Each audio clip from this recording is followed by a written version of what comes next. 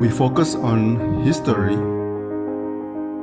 culture, religion, art, social, and philosophy of Nusantara.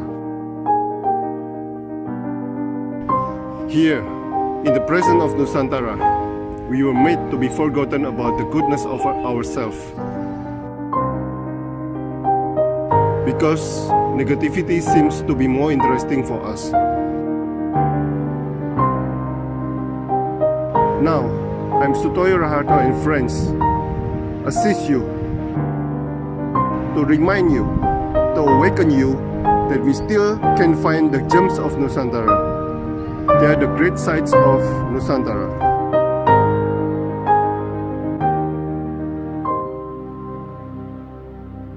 Sudah lama, Bu, mengerjakan cari edik ini, Bu? Halo? Halo? Iya. Ya, oke. Maaf. Sejak tahun lalu, Pak, sebetulnya awal tahun lalu. Oh. Triggernya justru karena pandemi. Oh. Iya. Tapi kalau ikut di komunitas batik udah lama, dari tahun 2015. Jadi 5-6 tahun ya. Oh. Nah, sebelumnya itu memang sudah hobi? Udah hobi. Oh, udah hobi.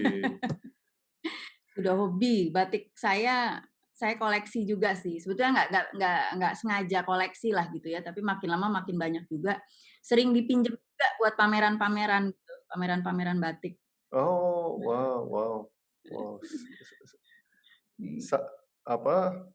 Serius banget ya?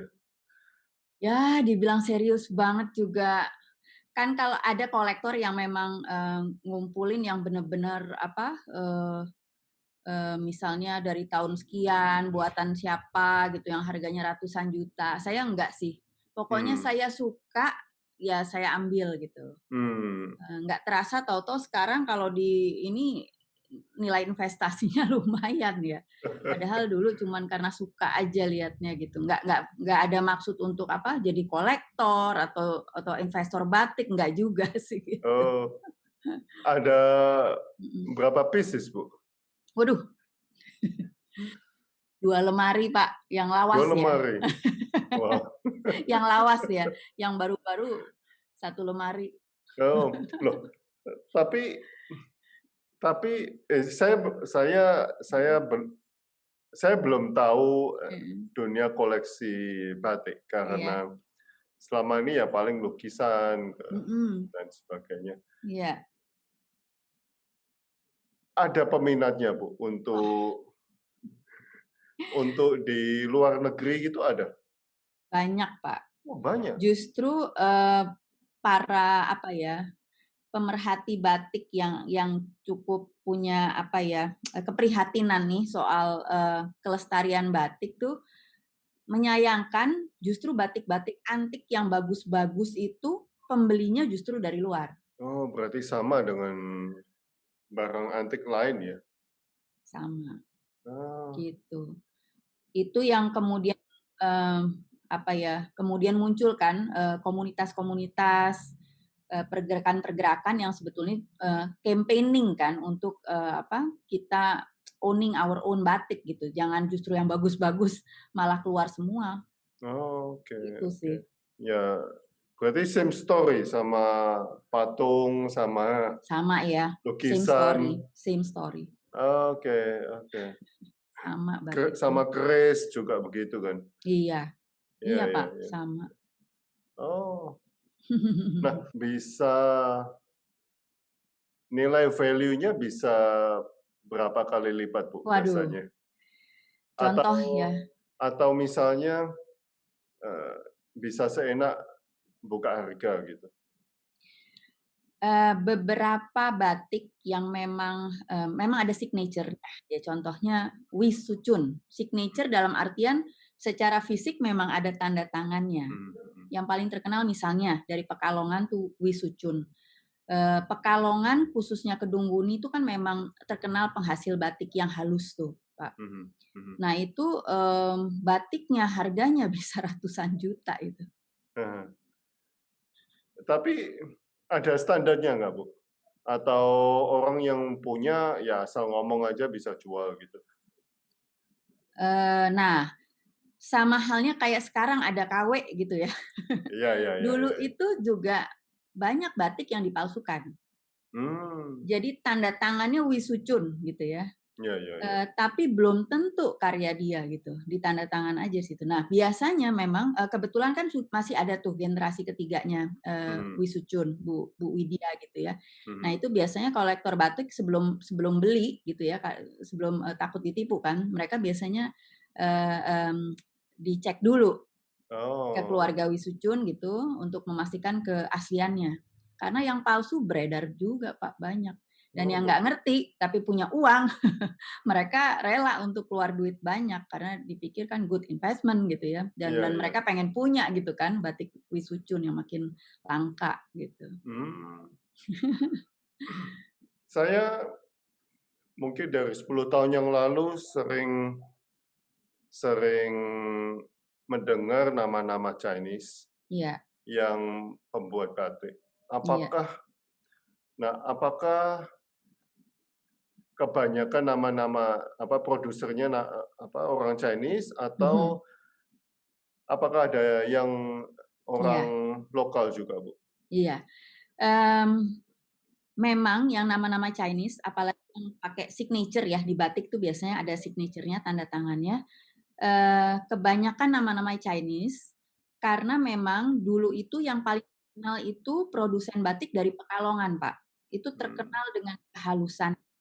Dan untuk pertama kalinya mungkin batik itu dibuat untuk tujuan komersial. Sebelumnya kan lebih untuk eee, pakai sendiri gitu ya. Tapi yang kemudian terfikir untuk memproduksi batik dalam jumlah banyak untuk kepentingan komersial gitu ya. Ada signature-nya, bahkan mereka masing-masing punya ininya sendiri gitu ya, kekhasannya sendiri.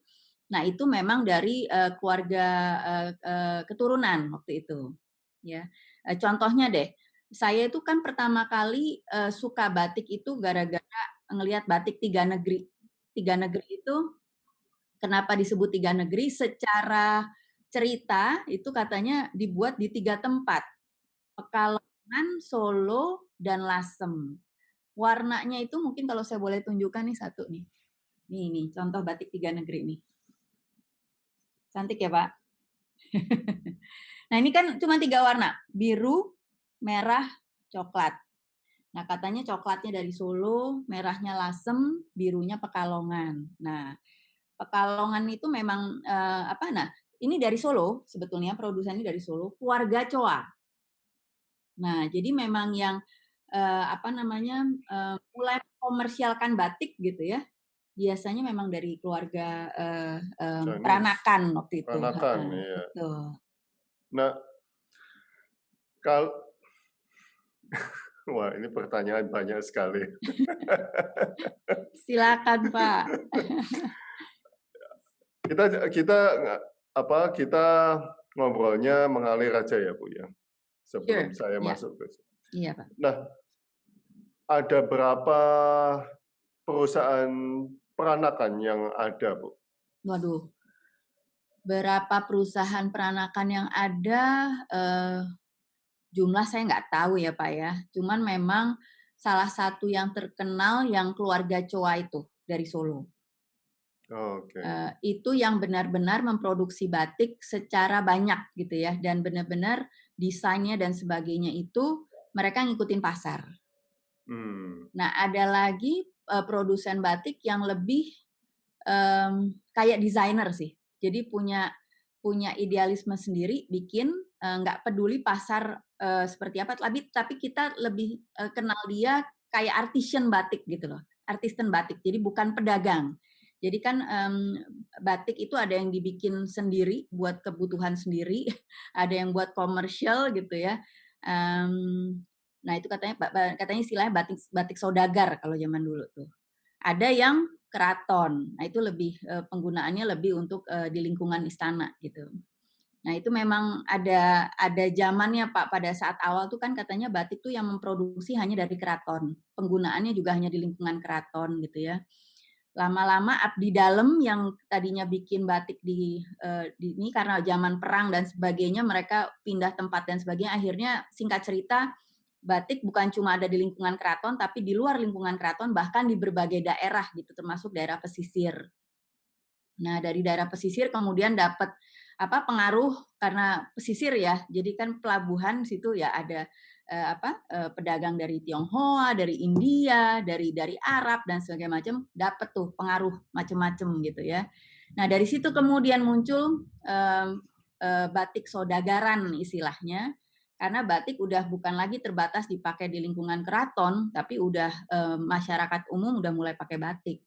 Nah itu jumlahnya wah nggak pernah ada catatan sejarah sih. Cuman memang yang terkenal itu yang Choa, yang dari Solo itu Pak, keluarga Choa itu, gitu. Dan keluarga Choa sendiri ada beberapa. Kalau dilihat di batiknya ada tanda tangannya tuh, ada Choa Chun Kiat, ada macam-macam deh namanya. Mereka beberapa bersaudara tuh produsen batik. Gitu. Sampai sekarang masih ada Bu?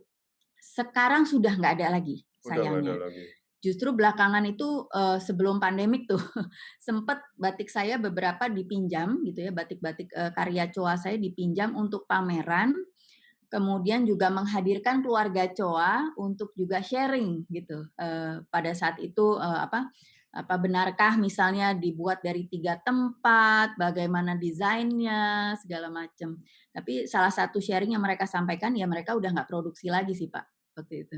Wow, it's family business. Family business. Tapi ya itu kan selalu bukan dilemanya ya, tapi yang jadi keprihatinan banyak pemerhati batik saat ini adalah yaitu generasi penerus yang mau meneruskan usaha batik ini makin sedikit. Mereka pilih untuk kerja di perusahaan, bahkan jadi buruh gitu ya, daripada jadi pengrajin batik.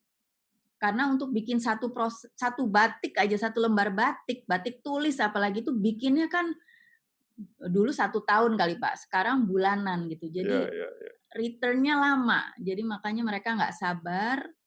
Itu sebabnya juga batik sekarang nggak bisa sehalus batik dulu gitu ya. Itu sebabnya makanya saya awal mula tuh koleksi batik tuh batik lawas. Tingkat kehalusannya beda.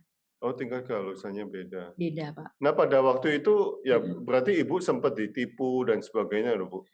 Ada pengalaman seperti itu sih. Tapi memang makin lama kan makin belajar ya. Kalau mau beli batik, apalagi batik yang antik, baiknya kita memang konsult dulu dengan mereka yang udah lebih dulu mengkoleksi batik gitu ya. Terus juga kalau kita keluarga kenal kebetulan sama keluarga yang membuat batik tersebut. Contohnya di Solo juga batik kok saya jadi lupa ya, GTS, batik GTS itu kita tanya dulu gitu, bener nggak ini asli atau ya itu batik KW gitu ya. Sekali lagi ada tuh batik yang palsunya gitu. Nah, saya udah nggak berani lagi untuk nggak konsult mereka tuh, apalagi kalau mahal ya, apalagi kalau batiknya mahal. Nah, Bu, Gothic Swan, iya silakan Pak. Gothic Swan, ya. Kalau sekarang apakah masih ada produsen batik yang mungkin kalau di yang maestro lah. Oh, banyak Pak. Contohnya Gothic Swan itu masih produksi. Ya, tadi saya cerita batik Choa memang udah enggak lagi gitu ya. Yang bisa kita nikmati dari keluarga Choa itu hanya batik-batik lawas zaman dulu dan harganya sekarang sudah bukan main gitu ya. Di atas 5 jutaan. Saya waktu itu beli masih di bawah 1 juta waktu itu. Sekarang udah di atas itu. Oh, yang batik apa? Batik 3 negeri. Batik 3 negeri yang tadi saya kasih lihat contohnya. Tapi artisan batik yang halus, kreatif, bahkan punya desain yang otentik gitu ya, hasil karya sendiri banyak Pak. Di Pekalongan itu saya banyak punya kenalan artisan batik yang masing-masing punya cirinya sendiri gitu ya. Ada yang dan halus-halus sekali, utamanya di Pekalongan tuh. Lalu di Jogja, Solo juga masih banyak gitu ya. Nah, di Cirebon juga ada, salah satunya Pak Katura gitu ya, itu juga, bahkan dia itu, terkenalnya justru di kalangan, turis Jepang, Pak. Karena kan orang Oh, Jepang kan benar-benar sangat, apa ya, detail dan sangat memperhatikan, apa ya, kualitas dan kehalusan karya seni gitu ya. Nah, itu dia justru populernya justru di kalangan orang Jepang. wow, wow. Ya. Masih banyak sih Oh, sebetulnya, masih banyak. masih banyak, heeh. Wow, saya masih buta loh Bu tentang batik ini. Kok bisa dikoleksi dan indahnya apa itu saya masih. Ah, Iya, saya pun baru mulai 5-6 tahun yang lalu sih, Pak. Waktu itu juga saya sendiri kan nggak asing dengan lingkungan, keluarga yang suka pakai sanggul, kebaya, batik ya. Almarhumah, eyang putri saya misalnya dari Jogja, dia tiap hari ya pakai jarik gitu ya, ya, pakai ya, ya. jarik, pakai kebaya, sanggulan gitu. Loh Bu, Eh, eh, iya. saya kalau cowok bagaimana makainya? Biasanya pakai kain panjang, Pak. Oh, kain panjang. Kain panjang diubet-ubet aja gitu ya. Oh, tapi Pakai jarang ya. sarung juga bisa. Yes, selama ini saya tahu ada satu teman yang pakai Heeh, kain senang panjang pakai. gitu. Heeh, Ya, heeh. cuma kok kok jarang gitu ya. Jarang memang ya kalau dibandingkan dengan pemakai yang, wanita ya, yang ibu-ibu kayaknya lebih banyak ya.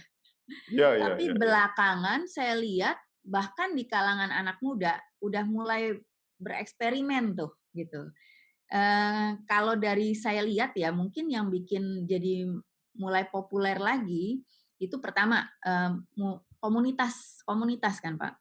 Komunitas pecinta batik yang tadinya di kalangan ibu-ibu mungkin ya, yang memang memang apa, suka berkain gitu ya, banyak komunitasnya. Saya sendiri ikut 2 komunitas gitu.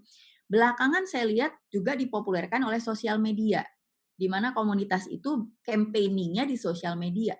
Salah satunya misalnya nih anak saya sendiri, saya punya 2 anak remaja, mereka ikut Remaja Nusantara. Coba Oh, deh lihat di Remaja Nusantara.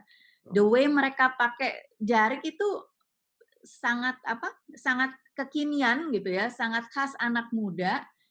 Jadinya yang tadinya nggak tertarik, mulai tertarik gitu. Karena dianggap gaya, unik gitu ya. Remaja kan lagi cari identitas nih gitu ya. iya, Jadi iya, kalau iya, iya. tampil lain dari yang lain kan mereka juga apa, eee jadi merhatiin gitu kan, jadi seneng gitu lain daripada yang lain. Nah itu sebetulnya yang mulai menggerakkan tuh banyaknya komunitas dan pengaruh sosmed juga gitu. Hmm. Mereka posting gitu kan pakai baju yang unik-unik, yang lain jadi pada ikut. Loh, Followernya banyak, makin seneng, makin rajin posting gitu. Dan jadi loh, diikuti juga sama yang lain. loh Bu, kalau udah dipakai dijadikan hem, sebetulnya Heeh. kalau kita ngomong ya, kalau udah jadikan hem apa collectibles Bu? Kalau sudah jadi hem sebagai, barang koleksi sih enggak, udah enggak. Udah enggak ya. Udah enggak, itu kan lebih untuk, pakai batik yang lebih, apa ya, lebih praktis lah gitu ya, Iya, iya, tapi, iya. bukan barang koleksi sih. Justru lucu beberapa teman di komunitas cerita, Pak, kalau mau pakai, hem ya nggak apa-apa selama, apa ya, bukan batik yang antik. Nah, dulu itu beberapa teman cerita, salah satunya teman saya ingat, dia itu dapat warisan dari neneknya, itu batik-batik antik banyak sekali, yang dia waktu itu nggak tahu bahwa itu batik yang harganya kalau sekarang bisa puluhan juta gitu. Buat dia bagus aja. Kapan saya pakai kain? Nggak pernah pakai kain. Akhirnya dia potong aja jadi dress gitu kan. Waduh. Begitu dia tahu, waduh, penyesalannya. Gitu sih, karena udah dipotong, udah nggak bisa diapa-apakan lagi. Tapi padahal sebagai kain gitu ya, ini barang barang koleksi yang, value-nya bukan main sih Iya, sebetulnya. iya, iya, iya. Loh, eee, Mmm, sebetulnya kalau yang batik sekarang saya kok freeze ya videonya? Oke. Kalau sekarang ya, Bu, ya, iya, ada batik yang memang dijual sampai 15.000, 25.000 itu yang iya, ada yang tadi Ibu kan ngomong yang GTS dulu 1 juta, sekarang 5 juta. Sebetulnya, what is the best range price, Bu? Untuk bisa diomong collectibles gitu loh. Iya, yang saya sampaikan bukan GTS yang tadi saya kasih contoh itu Coa, ya? batik 3 negeri, Coa, yang Coa, Coa, ya. yang lawas gitu ya. Itu ya supply demand sih Pak. Dulu itu 3 negeri itu dianggap batik lama gitu kan ya. Orang ya nggak ada yang nyari gitu. Begitu kemudian banyak pameran, terus juga banyak seminar-seminar yang mempopulerkan ini, puncaknya waktu itu masuk National Geography tentang batik 3 negeri ini, udah langsung boom, semua orang nyari. Harganya langsung naik. Itu sih. Lebih karena ya itu banyak banyak event-event yang mulai mempopulerkan batik belakangan. Pameran-pameran, komunitas-komunitas, seminar-seminar yang membahas soal batik. Itu sih sebetulnya yang mempopulerkan. Jadi sebetulnya batiknya yang itu-itu aja gitu ya. Saya beli tahun lalu 750.000, saya ingat banget. Sekarang udah 5-6 juta dan belum tentu ada di market juga karena semua rush nyari. Oh, gitu. Nah, tapi untuk cowok sebetulnya dipakai sebagai jarit ya, Bu ya, supaya value-nya nggak hilang ya. Kalau batik antik ya Pak, kecuali yang kondisinya masih kuat gitu ya, biasanya hanya jadi barang koleksi. Saya punya pengalaman sih, dulu saya punya batik 3 negeri yang khususnya kopi tutung gitu ya, itu batik antik ya, batik antik udah lama, ininya juga udah halus gitu ya. Cuman kan saya pikir kalau nggak dipakai nggak ada yang lihat nih bagusnya gitu kan. Jadi saya nekat aja pakai, walaupun udah banyak yang bilangin hati-hati tuh kalau sobek susah nisiknya dan sebagainya. Bener aja Pak, sobek 18 cm waktu itu. Karena udah nggak kuat lagi dipakai. Sebetulnya untuk batik-batik antik tidak disarankan untuk dipakai sih sebetulnya. Kecuali kondisinya memang masih kuat. Jadi kita lihat-lihat kondisi batiknya juga sih kalau mau dijadikan baju ya. Ini batik antik yang saya sampaikan. Tapi kan batik yang baru kan banyak ya, buat pakaian kayaknya lebih dianjurkan sih pakai batik yang baru aja, jangan yang antik. Nah, kalau yang antik sobek gitu, value-nya turun nggak, Bu? Turun Pak, Oh, jelas. turun ya? Jelas turun. Kalau batik antik masih nggak ada, biasanya kan penyakitnya tuh dimakan rayap tuh, bolong-bolong. Iya. Atau sobek karena udah suka dipakai. Itu harganya akan beda antara yang utuh gitu ya. Karena orang dulu itu suka nyimpen batik di lemari, nggak mereka pakai. Bahkan masih ada kotaknya segala kadang-kadang, kotak yang produsen dari Coa ya, mereka kan biasanya juga kayak barang dagangan lain ada kotaknya. Itu harganya jauh dibanding yang udah ada cacatnya gitu. Wow. Tetap ini sih Pak, tetap laku aja sih. Tetap laku. Tetap laku aja, cuman harganya memang beda. Oh gitu. Nah tapi Ibu juga jual beli Bu, batik antik Bu? Enggak sih saya. enggak. Saya cuman ngumpulin aja apa yang saya suka. Kalau sekarang bukan batik antik ya, seperti yang mungkin pas awal tadi kita obrolkan, saya mulai tahun lalu bikin clothing line sendiri namanya Jarik Edik gitu ya. Itu bukan batik antik sih Pak, tapi lebih punya misi mempopulerkan pemakaian jarik gitu. Iya. Kenapa? Ya ada panggilan aja rasanya karena menurut saya tuh berjarik itu very Indonesia gitu ya, very Nusantara, unik dan indah gitu. Dan nyaman sebetulnya. Saya pengen berjarik itu bisa sepopuler pakai celana jeans lah, why not gitu ya. Nah, memang mulainya dari kalangan ibu-ibu dulu lah gitu ya, karena yang senang dress up, banyak kesempatan untuk pakai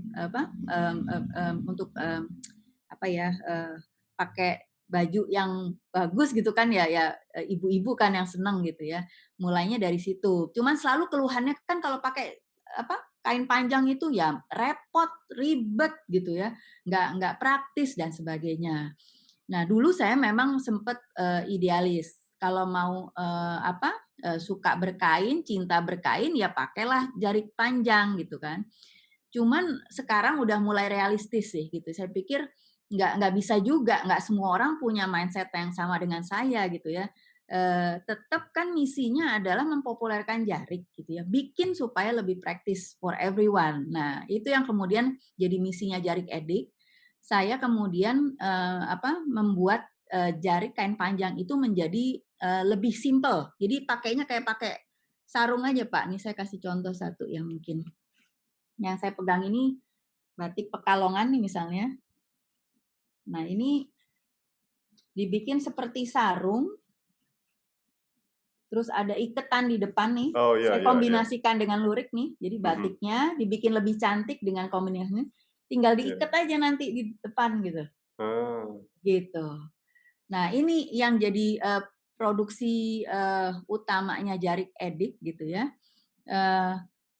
Jadinya sekarang makin banyak orang yang senang berjarik karena begitu lihat, ih kok bagus banget gitu kan. Nyoba kok gampang banget, kok enak banget. Udah, kemudian mereka jadi mulai koleksi gitu. Oh, oke. Sekarang udah banyak loyal customer-nya yang kemudian berjarik itu jadi lifestyle. Keseharian mereka pakai jarik, bukan cuma buat kondangan aja gitu ya, acara resmi aja, tapi sehari-hari mereka pakai jarik. Mau ke pasar, mau ke kantor, mau kemanapun pakai jarik. Gitu. Saya mulai ya Bu ya. Silakan Pak.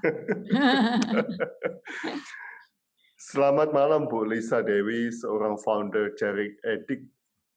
Tapi mungkin Anda juga jarik mania Bu. Kayaknya ya Pak.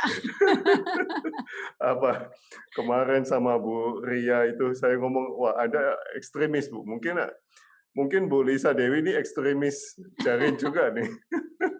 Pecinta batik sih sebetulnya dan pakai jarik memang. Oke, mengapa jarik Bu? Gampang dikenakan atau ada pengalaman tersendiri? Silakan. Iya. Kenapa jarik? Kenapa enggak? Jawaban saya gitu ya. Sebagaimana halnya kita familiar dengan celana jeans gitu ya. Kenapa enggak kita juga justru kembali ke warisan budaya kita yang sangat Indonesia ini. Jarik kain gitu ya. Kita bilangnya jarik tapi sebetulnya kain. Nah, sebetulnya journey-nya dimulai dari waktu saya cinta batik duluan, Pak. Suka batik duluan, baru jarik tuh gitu ya. Saya ngelihat waktu itu di kantor ada teman saya pakai tas, polanya itu kok nggak kayak batik yang biasa saya kenal gitu, cantik gitu ya. Nah itu belakangan terus saya kenal namanya kopi tutung. Kenapa kopi tutung? Kopi tutung artinya kopi gosong karena warnanya kayak kopi gosong. Ini saya kasih contoh salah satunya gitu ya. Kok cantik banget ini batik gitu kan. Terus karena bermula dari suka jadi penasaran cari terus gitu ya. Apa sih kopi tutung dapetnya di mana? Gak terasa mulai ngumpulin gitu. Jadi tadi saya sempat bilang ke Pak Sutoyo, saya sebetulnya tidak bermaksud jadi kolektor atau investor batik, enggak gitu ya. Tapi karena yang cantik-cantik ini saya kumpulin satu persatu, lama-lama 2 lemari juga gitu kan. Dan diawali dengan kopi tutung ini gitu. Dari kopi tutung, kemudian saya tahu ada yang namanya 3 negeri gitu ya, yang konon katanya dari Pekalongan, birunya dari Pekalongan, merahnya dari Lasem, coklatnya dari Solo gitu ya. Kok bagus juga. Terus explore lagi, kok dari mana ya, dari ujung ke ujung Nusantara kok punya semua wastra gitu ya. Ada batik Cirebon, batik Lasem, batik Gedok, segala daerah punya batiknya sendiri dengan keunikan dan keindahannya sendiri gitu. Dari batik kemudian tenun. Kok ini juga something else yang nggak kalah indahnya gitu ya. Jadi berawal dari pertama tertarik, lama-lama jadi jatuh cinta bener gitu ya sama wastra Nusantara dan sangat kagum dan terpanggil untuk melestarikan ini, memperkenalkan ini, mempromosikan ini. Karena ini benar-benar membanggakan, menurut saya warisan budaya yang sangat membanggakan gitu ya. Nah dari batik itu saya pikir ini batik dua lemari buat diapain gitu ya kalau nggak dipakai. Gimana orang lain bisa menikmati keindahannya kalau saya nggak pakai gitu ya. Kemudian mulai saya coba-coba pakai berjarik, walaupun yang tadi sempat saya share juga Mestinya sih batik lawas nggak ideal untuk dipakai berjarik gitu ya. Tapi pada awalnya seperti itu. Nah dari situ memang itu jadi apa ya, cara mempromosikan yang paling efektif sih saya lihat gitu kan. Karena bagus, orang pasti nanya itu batik apa gitu kan. Mulai dari tertarik kemudian seperti halnya saya juga gitu ya. Jadi kemudian ekspor dan sebagainya. Nah dari situ kemudian saya ngerasa pengen sih semua orang tuh mulai membiasakan diri pakai jarik, bukan hanya ke kesempatan tertentu gitu ya, misalnya kondangan, acara wisuda gitu, tapi ya sehari-hari kenapa tidak gitu ya. Karena buat saya bukan hanya cantik, tapi nyaman gitu kan. Kalau dilihat dari historinya kan jarik memang yang bikin ya nenek moyang kita dengan iklim yang kayak sekarang gitu ya, Katulistiwa yang perlu pakaian yang nyaman dipakai sehari-hari gitu ya. Dari situ sih. Tapi memang saya cukup realistis melihat bahwa nggak semua orang nyaman pakai kain panjang, nggak praktis gitu dibandingkan dengan pakai jeans yang tinggal pakai resleting aja gitu ya. Nah itulah kemudian misinya Jarik Edik, mempopulerkan dulu jarik sebagai pakaian sehari-hari.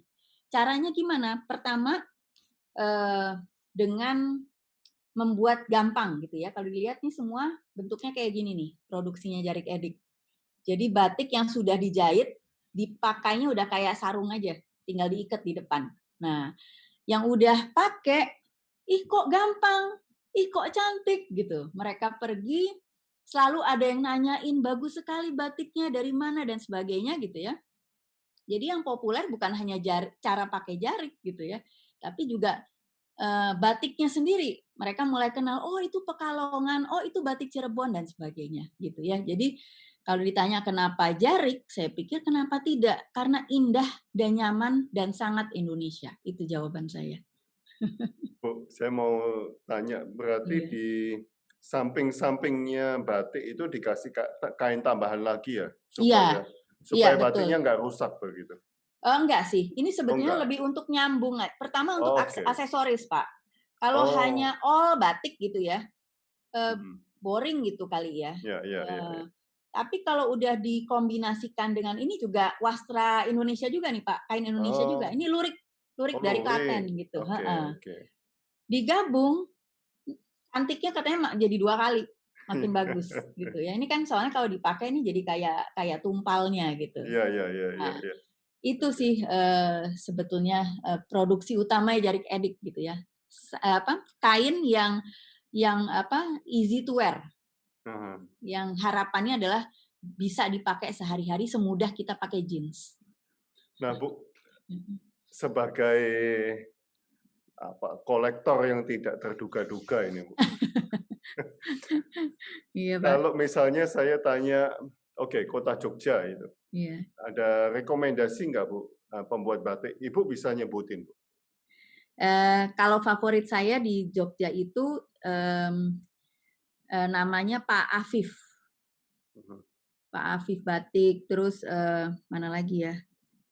Utamanya Pak Afif sih yang menurut saya bisa menghasilkan batik yang yang punya cirinya sendiri.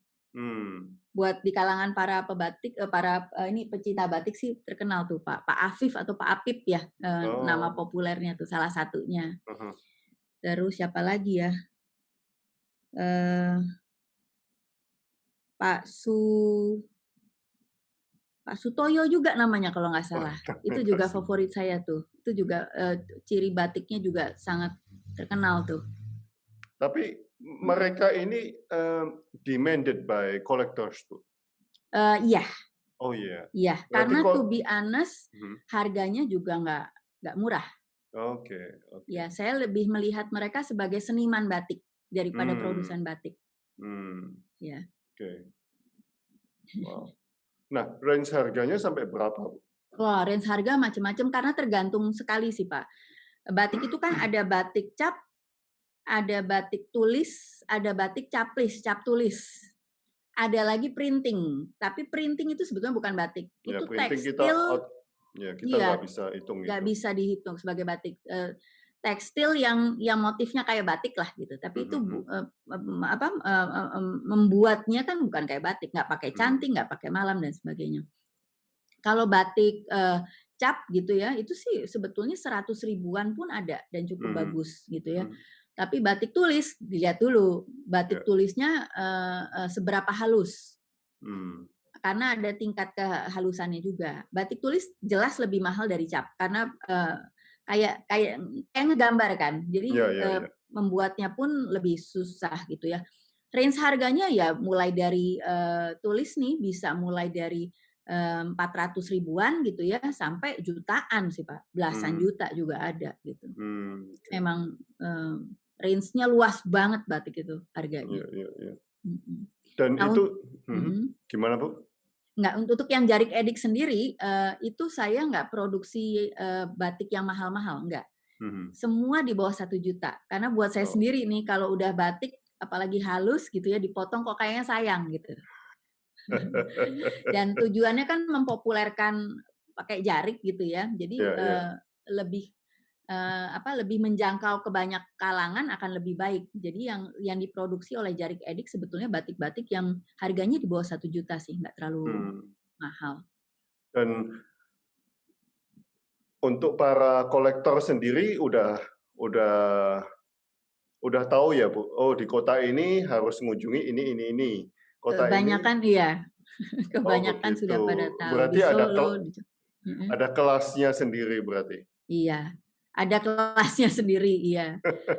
Biasanya kan kayak misalnya di mana ya, kalau ke Solo misalnya, itu kan kalau mau yang batik yang, dengan harga harga terjangkau gitu kan, ada kampung batiknya. Rata-rata di kota batik tuh ada kampung Laweyan. batik gitu ya, Kauman misalnya, Laweyan. Laweyan, heeh. Nah, itu mungkin lebih variatif batiknya.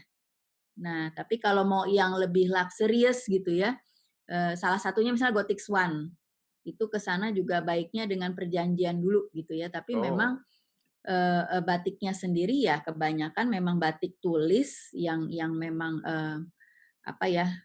kelasnya beda memang. Gothic Swan sendiri kan memang besar dengan namanya sendiri, terkenal dengan signature-nya batik Gothic Swan juga gitu ya. Itu sih, biasanya di tiap kota batik pasti ada tempat-tempat yang jadi tujuan nih, gitu. Saya tanya lagi nih, Bu. Saya Mhm, soalnya curious, what shall men mhm, wear? mhm. Eh, Berarti sayang sekali untuk batik tulis dipotong jadi hem, Bu, ya? Buat saya ya, kalau memang tujuannya adalah bangga dan, mau memperlihatkan bagusnya batik, dan punya apa ya, budgetnya juga cukup gitu ya, karena range-nya kan sangat beda, why not, nggak apa-apa gitu ya.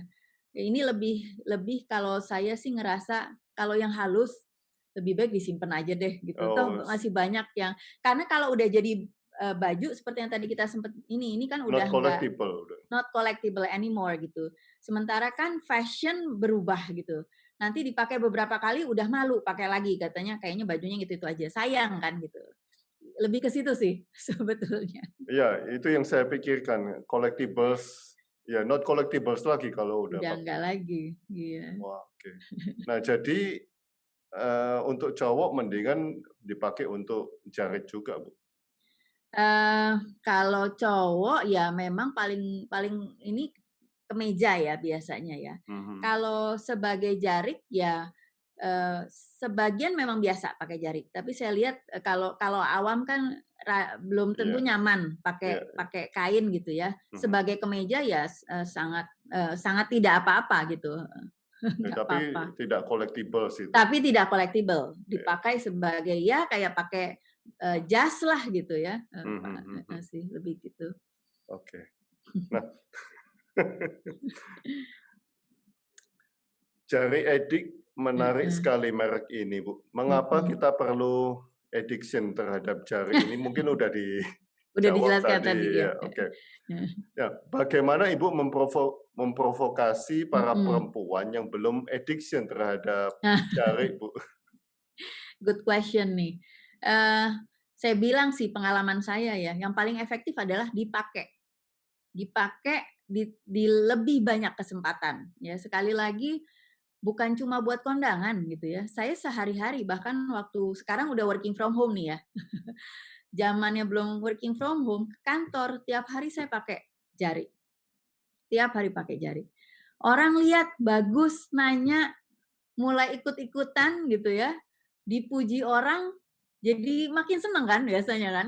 Apalagi ibu-ibu kan seneng gitu ya dipuji ibu-ibu yang lain. Jadi makin terbiasa, makin sering gitu ya.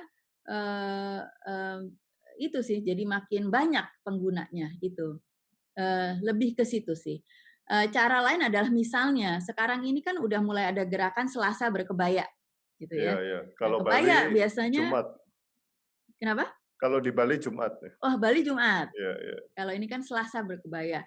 Nah, berkebaya kadang-kadang apa pasangannya gitu ya? Ya bisa pakai apa aja, tapi kan pasangan paling klop itu kan sebetulnya jariknya. Nah, itu biasanya juga kemudian mereka pertama awalnya nyari buat pasangan kebaya untuk Selasa berkebaya. Lama-lama nggak nunggu Selasa berkebaya, tiap hari juga pakai jarik gitu ya. Terus juga yang sering adalah sekarang dengan adanya banyak sosmed, orang seneng ngepost foto gitu ya di event-event tertentu, dress code itu jadi sesuatu yang udah apa ya, udah biasa gitu. Orang ngumpul dress code-nya apa dan sebagainya. Nah, kemudian salah satu cara mempopulerkannya adalah pada saat kumpul, yuk kita dress code-nya jarik gitu.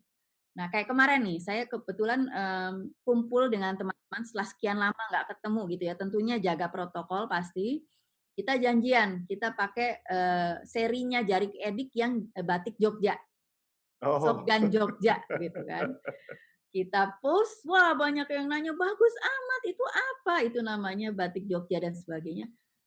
Jarik Edik jadi ini banyak pesanan batik Jogja untuk jadi dress code-nya gitu loh. Gitu tuh. Jadi memang divisualisasikan, Ya memang dipakai lebih sering, di-post gitu ya, biar orang lain lihat keindahannya gitu.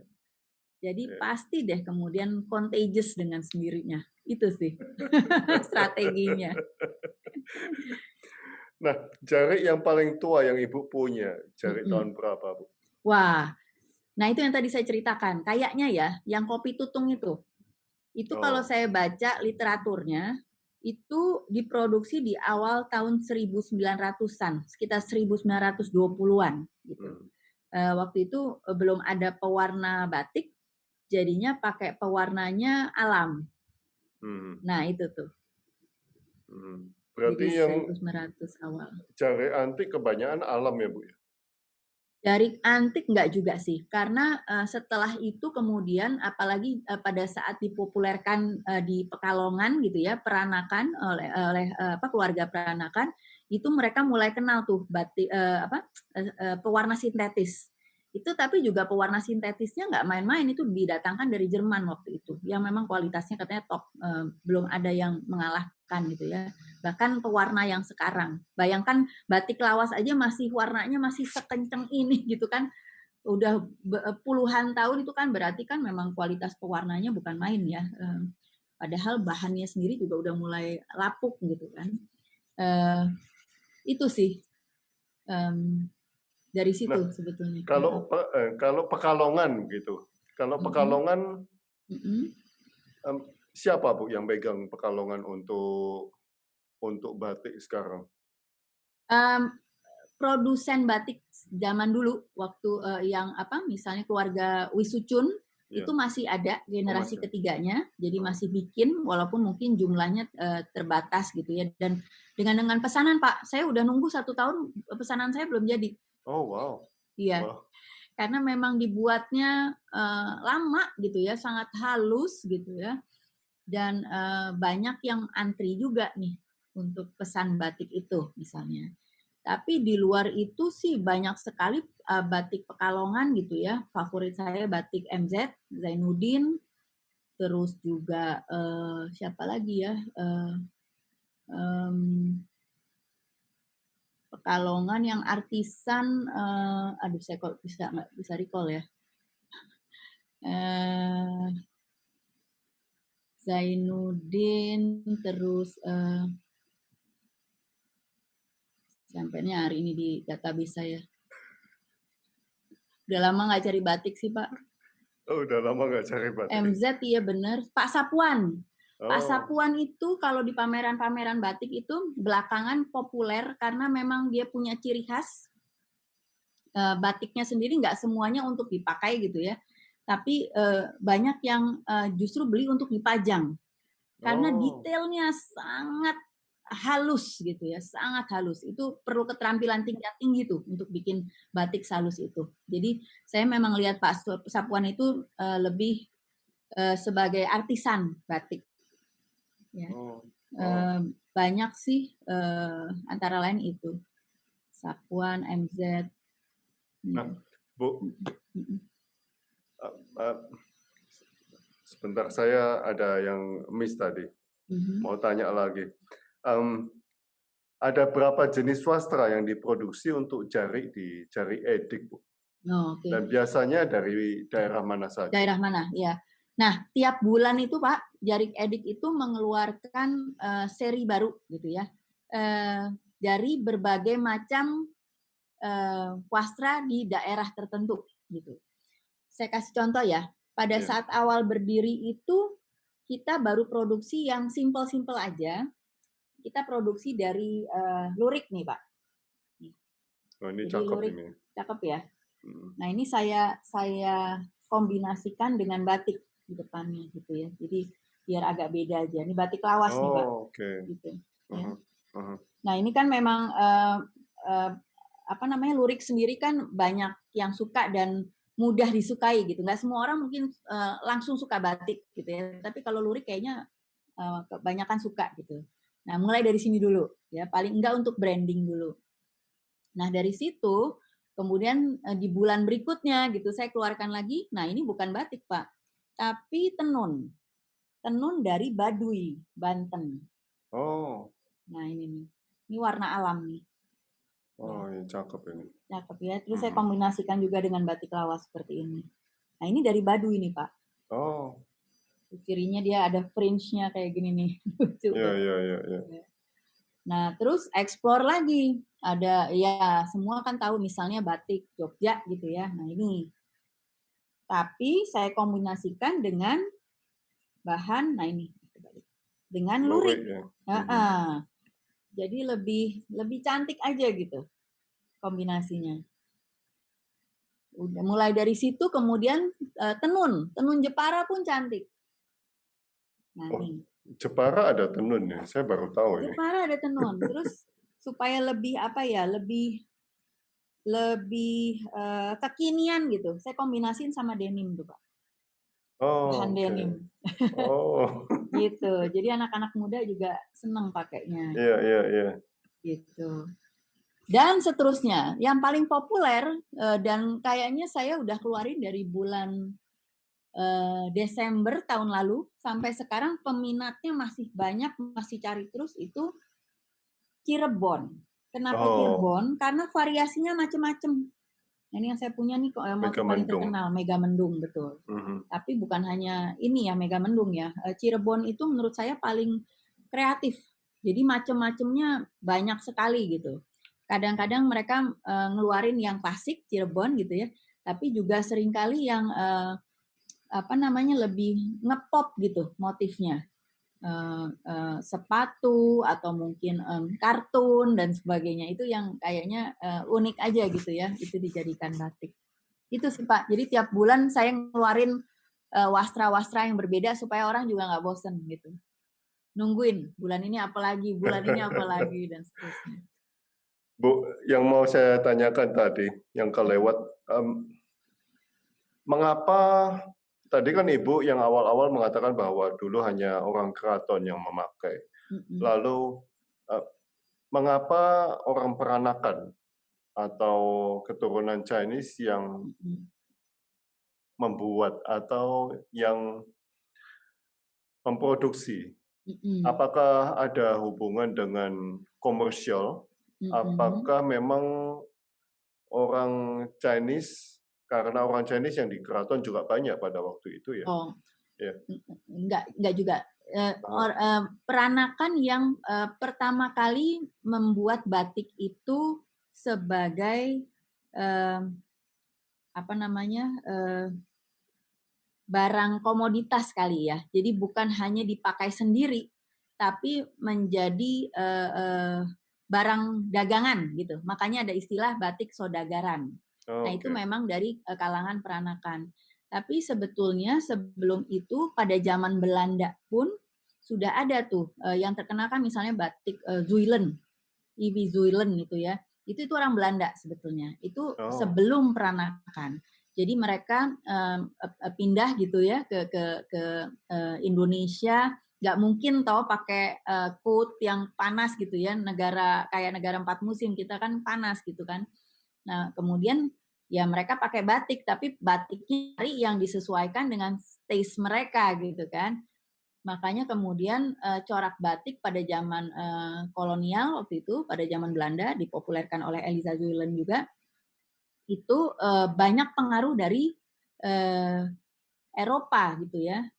Istilahnya misalnya buketan. Buketan itu buket bunga. Nah, mulai batik tuh ada corak bunga. Dulu kan cuma parang, kawung gitu ya, tapi kemudian ada corak bunga. Terus bahkan ada corak dongeng kayak Little Red Coat itu apa si jubah merah gitu. Ada Hansel and Gretel segala itu jadi corak batik juga. Nah, itu pengaruh dari Belanda tuh waktu itu. Gitu. Pada batik. Jadi mereka juga berjarik, tapi jariknya ada pengaruh Belanda. Paling terkenal adalah buketan itu, buket bunga sebetulnya. Iya, Bunganya pun juga bunga krisan, bunga Eropa ya, bunga krisan, mawar, seruni gitu ya. Itu pengaruh dari Belanda. Baru kemudian peranakan. Oke. Nah, apakah ada special pattern wastra yang digunakan untuk jarik, Bu? Atau Ibu hanya ambil pattern biasa, lalu langsung dibikin jarik, atau ada pesanan khusus untuk jarik? Iya. Kalau saya, kalau ini untuk jarik edik kan ya? Ya, betul. Kalau untuk jarik edik yang saya tonjolkan adalah kekhasan dari daerah tersebut. Jadi kalau misalnya Cirebon, ya yang harus ada buat saya pertama-tama Megamendungnya dulu. Itu kan yang paling ciri dari Cirebon gitu ya.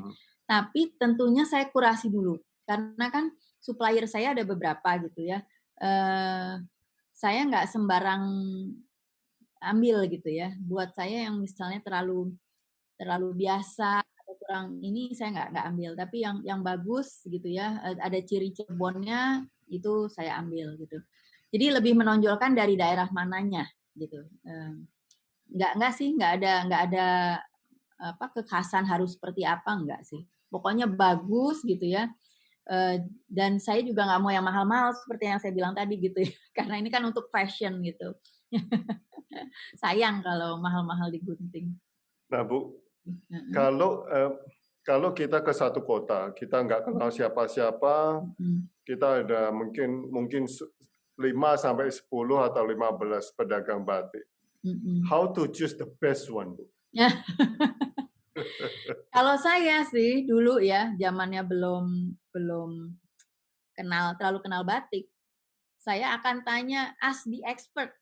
Saya tanya teman saya yang saya tahu ngerti batik. Nah, sekarang saya dalam posisi yang ditanyain orang. Oke. Jadi sering banget gitu.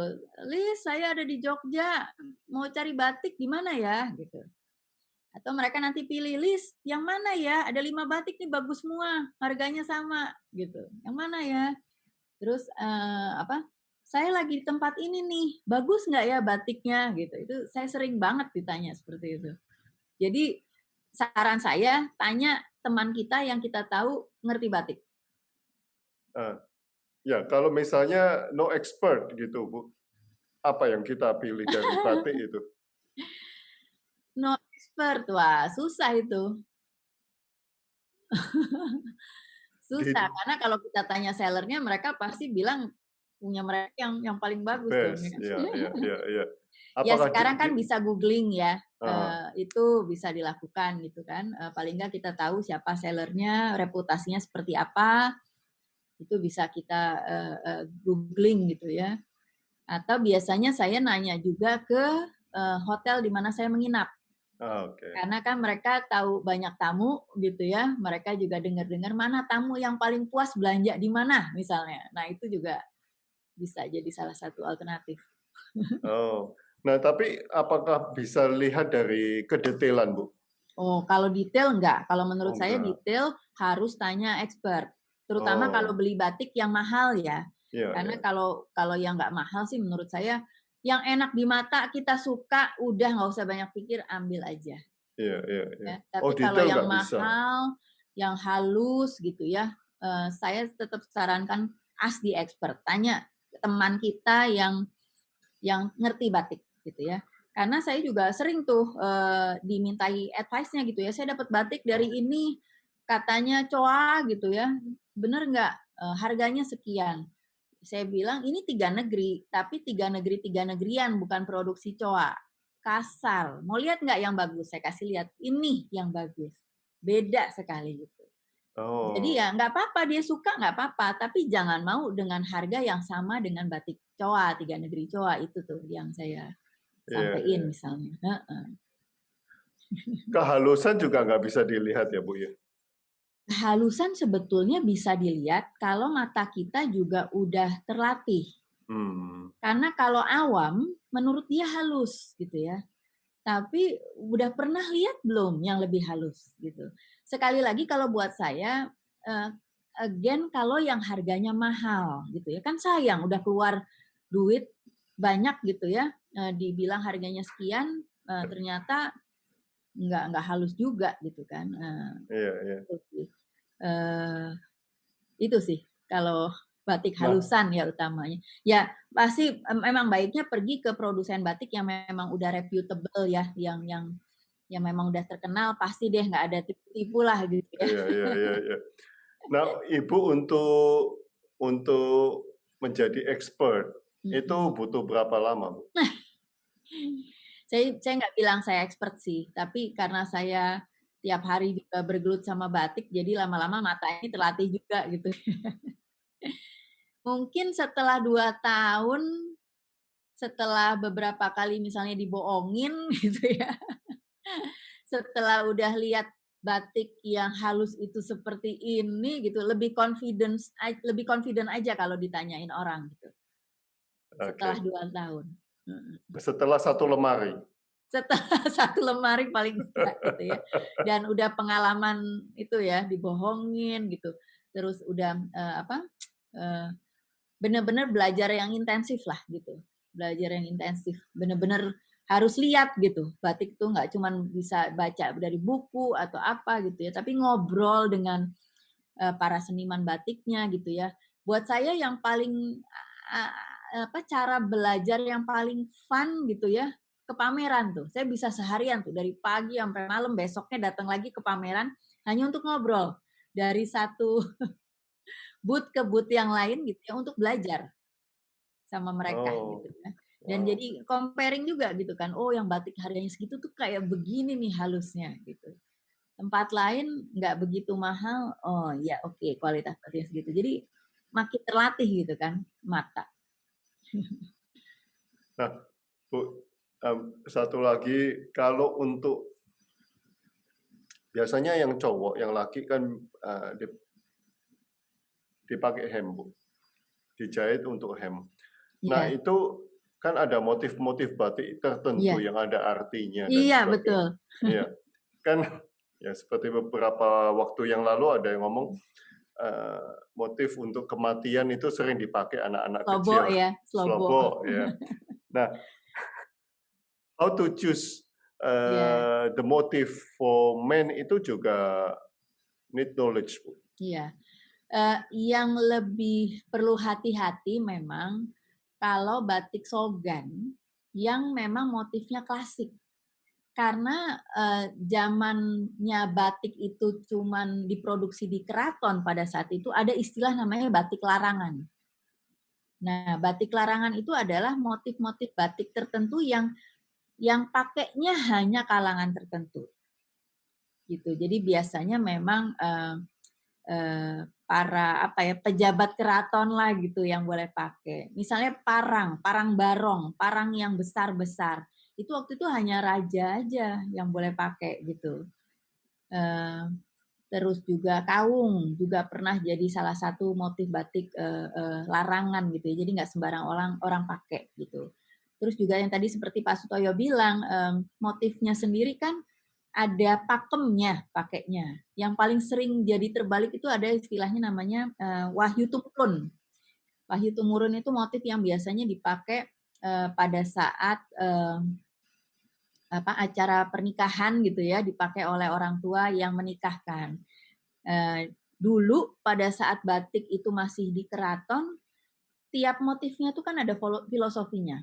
Keraton, kaung, itu semua ada filosofinya gitu. Jadi motifnya pun juga ada maknanya. Jadi dan saat itu juga somehow sakral gitu ya, karena bikinnya pun dengan doa, puasa gitu ya.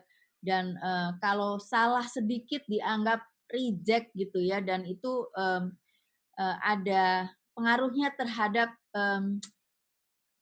bukan self esteem tapi putri istana tuh dianggap sempurna kalau bisa ngebatik dengan bagus gitu. Tapi kalau masih belum bisa ngebatik dianggap belum putri nih gitu ya.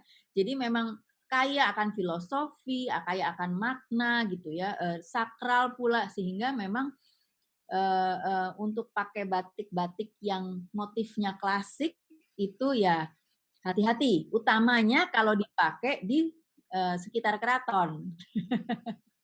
Ya. Tapi buat saya gini sih, daripada banyakan takutnya pakai batik gitu ya. Jadinya takut gitu ya pakai batik. Padahal kan justru buat saya yang lebih kritikal sekarang adalah bagaimana nih caranya supaya batik tetap populer gitu ya. Lebih baik ya itu. Cara paling gampang gitu ya. Tanyain deh sama yang tahu batik gitu ya. Satu, kalau utamanya pakai batik yang sifatnya motif-motifnya klasik.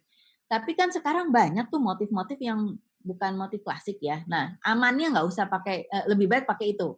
Lebih baik pakai yang motifnya udah kontemporer gitu. Nggak ada pakemnya. Nah, batik Oke. sendiri kan ada dua, batik keraton sama batik pesisir. Batik keraton ya itu, sogan-sogan itu yang Iya, iya. memang historinya dari keraton. Kalau yang pesisir itu kan sebetulnya adopsi dari alam, flora, fauna gitu ya. Jadi nggak ada pakem cara pakainya. Nah itu rasanya jauh lebih bebas nih untuk pakai motif itu. Berarti Pekalongan, Cirebon lebih bebas. Lebih gitu. bebas, nggak terikat pakem lah. Nah, ada berapa jenis? Oh, ini udah. Apakah ada spesial? Oh, ini udah. Tetap saya excited. Tetap berjarit. Apakah ini sedang tren di ibu kota atau gimana, Bu? Dan sejak kapan tren ini dimulai? Oke. Dibilang tren sebetulnya kan dari dulu ya, batik itu udah makin menjadi busana sehari-hari, pakaian sehari-hari gitu ya. Saya ingat karena saya juga kerja gitu ya di kantor gitu. Banyak hubungan, banyak tamu biasanya dari negara lain, termasuk dari teman-teman kolega-kolega dari Asia juga. Mereka sempat komen sih sebetulnya kagum gitu ya bahwa batik itu sebagai pakaian nasional, corak nasional itu dipakai benar-benar dalam keseharian gitu ya. Mereka heran dan kagum ngelihat ke kantor pakai batik hem tangan panjang atau tangan pendek tapi dipakai ke kantor. Buat mereka itu salut mereka dengan nasionalismenya kita gitu ya dengan pakai batik. Itu yang pertama. Jadi menurut saya sih sebetulnya dibilang tren juga dari dulu kita punya habit itu yang mungkin buat kita biasa. Dari negara lain mereka observe itu ternyata. Buat saya itu menarik gitu ya. Tapi memang belakangan semakin kita lihat bahwa makin populer untuk dipakai sehari-hari. Bukan cuma buat ke kantor, bukan cuma buat ke acara pesta gitu ya, ke kondangan dan sebagainya, tapi ya sehari-hari gitu. Kenapa? Kalau saya lihat pertama karena waktu itu ya, apalagi zaman sebelum pandemi, banyak pameran batik kan. Kalau di Jakarta di JCC itu, hampir di sini tiap juga. bulan lah gitu ya, tiap bulan ada beberapa kali event lagi. Itu kan pameran batik gitu ya. Itu kan kayak one stop shopping. Datang ke situ, berbagai hall tuh batik semua ya, explore deh gitu ya, dari pagi sampai malam udah deh, perbendaharaan batiknya kan udah banyak banget. Nah itu makin difasilitasi untuk ada pameran ya, itu juga mempopulerkan. Kedua juga akses ke kota-kota batik juga kan makin ini ya, makin mudah, dan kota-kota batik juga makin siap dengan turis. Nah, itu kan pada saat kereta api bertransformasi, layanan lebih bagus gitu ya, juga lebih banyak schedule untuk ke kota batik, ke Pekalongan, ke Solo, ke Jogja, ke Cirebon gitu ya. Saya ingat tuh dulu zaman sebelum pandemik, tiap bulan kali saya ke Cirebon, cuma buat nenteng batik pulangnya, nggak pakai nginep gitu ya.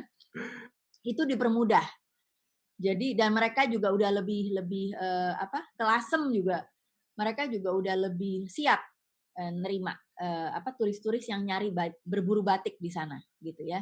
Ini juga bikin jadi makin populer. Ketiga, komunitas-komunitas yang seperti yang saya bilang ya makin berjamur, komunitas para pecinta batik yang punya keprihatinan yang sama, khawatir nih batik punah kalau nggak ada yang meneruskan gitu ya. Bahkan bukan cuma di kalangan ibu-ibu lagi, seperti yang saya bilang, kalangan muda pun udah mulai punya komunitas nih, remaja Nusantara nih contohnya misalnya ya, itu yang kemudian anak saya jadi ikut juga tuh. Itu. Terus utamanya itu sih, dan sosial media. Jadi adanya komunitas, mereka ngepost gitu ya di sosial media, itu juga mengundang untuk orang jadi makin explore nih, kok bagus banget tuh batik dari mana, beli di mana dan sebagainya. Itu sih. Wow. Nah, perkiraan masih berapa lama lagi, Bu, tren ini akan berlangsung? Saya sih lebih menjawab bukan perkiraan, tapi harapan saya sih sebetulnya untuk terus ya. Saya takut sebetulnya kalau sampai warisan yang indah ini hilang begitu saja karena orang makin males nih membatik gitu ya. Harus saya akui memang bikin batik itu sulit sekali ya, lebih sulit dari menggambar loh. Dulu saya pikir namanya batik yang gambar aja kayak ngecat gitu ya. Tapi kan prosesnya sebetulnya nggak begitu. Menembok batik itu pakai malam segala, waduh bukan main ya. Saya sampai pernah waktu itu ikut workshopnya, kayaknya saya setahun belajar kayaknya nggak akan pernah bisa bikin batik seperti yang saya koleksi ini gitu ya. Jadi kekaguman saya makin bertambah. Tapi mengerti bahwa memang ini perlu keterampilan yang sangat sulit gitu ya. Sementara orang sekarang kan makin nggak sabaran, makin instan. Pokoknya yang penting dapat duit cepet gitu ya. Ini yang kayaknya juga jadi potensi kalau memang kita nggak do something bisa hilang begitu saja gitu ya. Nah makanya saya pikir ini walaupun ya Jarik Edik ini punya misi ya, salah satu upaya kecil lah yang bisa dilakukan untuk ikut mengangkat citra batik gitu ya, dan dengan cara apa? Bikin ini menjadi pakaian yang dipakai sehari-hari gitu. Kalau sama kayak pakaian sehari-hari, kalau dipakai sehari-hari kan jadi kebutuhan. Jadi orang juga akan cari terus gitu ya, dengan harapan ya akan terus populer, akan terus dipakai, akan terus dicari. Itu sih harapannya. Nah, memang di metropolitan ya, di ibu kota memang lagi booming, Bu, lagi panas ini. Dibilang booming enggak, tapi ngetren iya, mulai ngetren iya. Ya itu sebetulnya paling gampang lihat kalau di sosial media gitu ya, orang makin bangga loh pakai batik gitu ya. Menjadikan batik untuk dress code acara ngumpul-ngumpul itu makin common dan bangga gitu. Bagus, banyak variasinya gitu. Saya bisa lihat itu. Sementara kan dulu kalau kita lihat yang pakai batik itu ya pas lagi di kondangan aja gitu kan. Atau pakai daster sekalian buat yang ini ya, yang jelek gitu ya dipakai buat dasteran. Tapi kalau sekarang acara apapun bangga pada pakai, bukan hanya batik ya, wastra gitu. Ya. Termasuk tenun, termasuk songket segala macam. Gitu sih. Terima kasih Bu Lisa, saya harus banyak berguru ini. Sama-sama Pak Sutoyo. Terima kasih udah diundang juga. Saya harus belajar banyak ini dari. Nanti kalau saya mau kemana gitu, saya pasti cek sama Bu Lisa Monggo dulu. Pak, anytime Pak. Terima kasih Bu atas waktunya, atas Sama-sama Pak. sharingnya, amazing. Sama-sama. Terima kasih, selamat Terima malam Bu. kasih, Ya. selamat malam.